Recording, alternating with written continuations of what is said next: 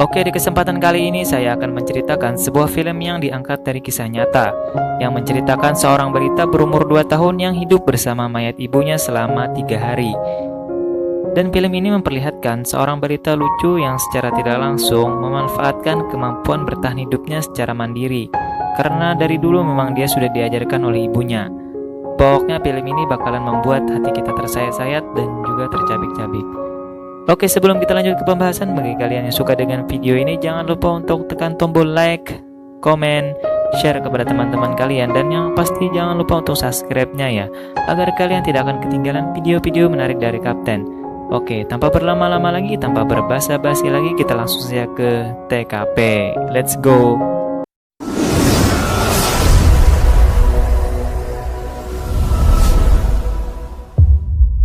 Cerita bermula ketika diperlihatkannya seorang balita yang baru saja bangun dari tidurnya. Ia adalah Pihu. Dan di sekeliling dinding rumahnya diperlihatkan seperti setelah merayakan ulang tahun Pihu. Kemudian Pihu merasa haus dan mencoba membangunkan ibunya yang sedang tertidur. Tetapi ibunya tak bangun-bangun. Akhirnya Pihu pergi keluar untuk memanggil ayahnya. Papa! Tetapi ayahnya juga tak ada. Kemudian Pihu mengambil koran yang ada di depan pintu dan melihat keran air yang masih menyala.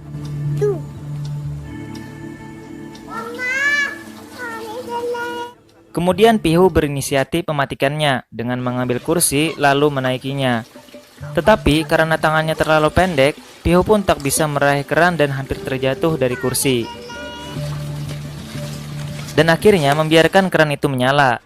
Lalu kembali mengantarkan koran ke kamar ibunya. Nampak terlihat wajah ibunya pucat dan ada bekas noda darah di pipinya. Kemudian Pihu kebelat ingin buang air. Lalu ia kembali membangunkan ibunya. Tetapi ibunya tak bangun-bangun.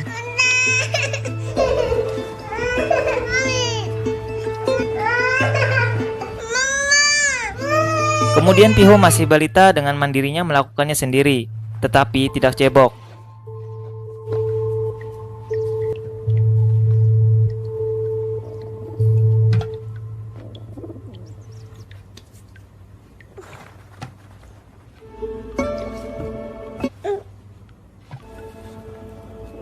Dan ia pun memberitahu ibunya bahwa tangannya kotor habis buang air.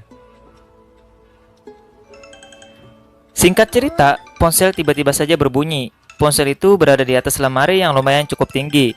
Sehingga Pihu yang masih balita berumur 2 tahun kembali berinisiatif mengambil kursi yang tadi ia gunakan. Dengan menyusuri tangga rumahnya, selangkah demi selangkah, tetapi akhirnya Pihu berhasil sampai dengan selamat. Namun sayangnya, ia tak berhasil meraih ponsel yang terlalu tinggi. Dan ponsel pun berhenti berbunyi. Kemudian Pihu kembali membangunkan ibunya yang masih tertidur. Pihu pun heran dan panik kenapa ibunya tak bangun-bangun. Pihu menangis dengan keras tetapi ibunya tetap tak bangun-bangun. Dan tiba-tiba saja jatuhlah sebuah botol yang berisi obat-obatan dari tangan ibunya. Pihu pun terdiam dan kembali ponsel berbunyi. Kemudian Pihu kembali mengambil ponsel itu dan kali ini dia berhasil mengambilnya. Namun sialnya ponsel itu terjatuh dan masuk ke kolong lemari.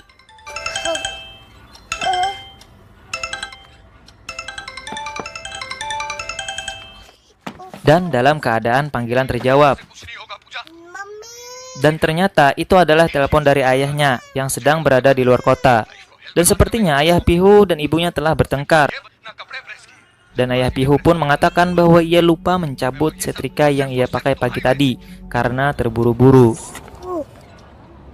Singkat cerita, Pihu pun mencari salep untuk luka di wajah ibunya. Dan di meja rias terdapat tulisan di kaca yang mengatakan bahwa ibunya pamit lantaran bertengkar semalam setelah ulang tahun Pihu. Itu artinya ibunya sudah meninggal bunuh diri. Setelah itu Pihu yang tidak tahu apa-apa, ia asik bermain dengan mencoret-coret wajah imutnya menggunakan lipstik. Dan ia pun juga mencoret-coret wajah ibunya menggunakan salep. Kemudian Pihu melihat sebuah setrikaan yang masih menyala. Namun Pihu tidak tahu bahwa setrika itu masih menyala dan mengeluarkan asap.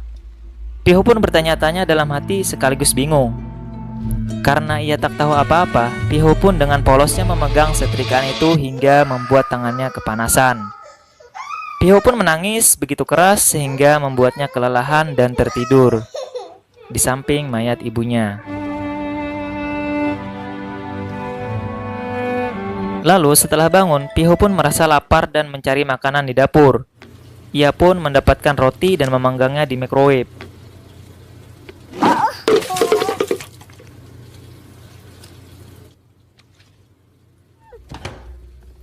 Karena Pihu masih polos, dia pun dengan sembarangan memencet microwave dan membiarkan roti begitu lama di dalam microwave.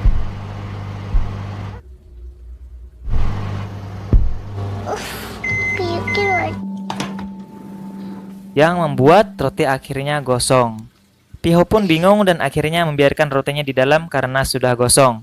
Kemudian, Pihu mencoba cara lain, yaitu memanggang roti di atas kompor dan menyalakannya. Alhasil, roti itu pun juga hangus terbakar. Karena ia gagal mendapatkan makanan, Pihu pun beralih menuju lemari es dan membuka lemari es itu sekuat tenaga.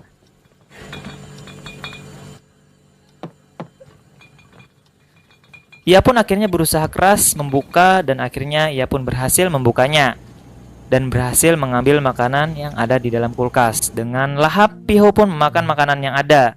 Dan terlihat, Pihu amatlah sangat-sangat kelaparan. Kemudian, Pihu mencoba mengeluarkan semua makanan dari dalam kulkas satu persatu, agar ia dengan mudah makan jika ia merasa lapar nantinya.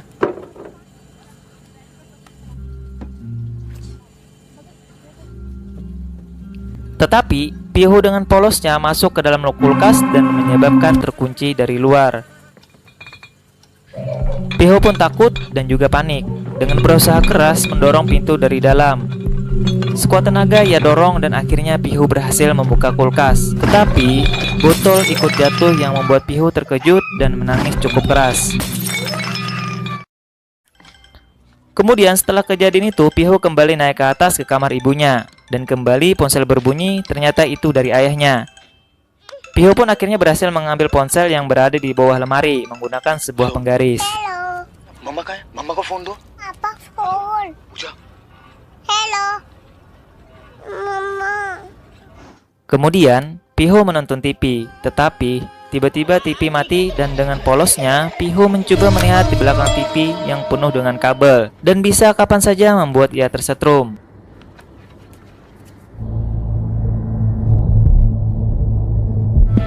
Untungnya, ia pun tak jadi menyentuhnya. Kemudian, Pihu bermain di lantai atas di sebuah pagar sambil membawa bonekanya. Pihu memanggil nama Amok dan juga Isika, lalu berusaha menunjukkan bonekanya yang besar. Tetapi sialnya bonekanya malah jatuh ke bawah dan menyangkut di jemuran. Lalu Pihu berusaha mengambil bonekanya namun malah jatuh ke bawah. Kemudian Pihu dengan polosnya naik ke atas pagar yang di bawahnya adalah ketinggian yang amat sangat tinggi. Tetapi untungnya ada ibu-ibu yang menyuruh Pihu turun. Pihu pun nurut dan akhirnya Pihu tak mengalami apa-apa. Tak ada seorang pun yang menyadari bahwa Pihu sendirian di rumah. Dan kemudian ayah Pihu kembali menelepon dan mengatakan bahwa ia akan pulang besok setelah pekerjaannya selesai. Halo? Pihu? Papa kal aayega? Ada mama. Lalu Pihu yang haus, ia ingin meminum susu dan meminta izin dengan ibunya. Tetapi cairan itu bukanlah susu melainkan cairan kimia yang tidak boleh diminum apalagi untuk seorang balita.